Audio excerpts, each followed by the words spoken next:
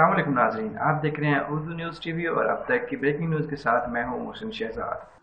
ताकत का भरपूर खजाना रात को सोते वक्त एक चम्मच सौंफ और 4 बादाम खाने से जिस्म में क्या तब्दीली आती है जानकर आप आज से इस्तेमाल करना शुरू कर देंगे।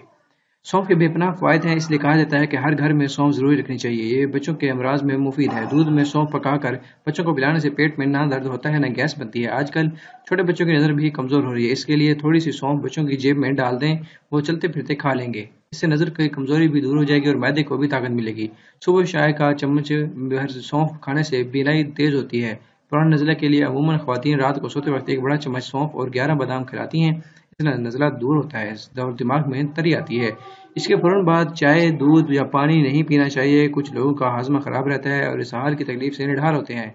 जहाँ कुछ खाया पेट में दर्द हो गया, उन्हें चाहिए कि सौंफ में थोड़ी सी चीनी मिला लें और सुबह शाम एक छोटा सा चम्मच खाएं। इससे हाजमा ठीक रहता है। अगर बैलगिरी मिल जाए तो वो भी बराबर वजन करके मिला लें, जल्द फायदा होगा। जर्मनी में छोटे बच्चों को अक्सर दवाई नहीं दी जाती बल्कि उन्हें सौंफ का पानी पिलाया जाता है। सौंफ बाजार में आम दस्तयाब है। सौंफ का पानी उबल कर पिलाने से बच्चे कई तकलीफों से निजात पा लेते हैं।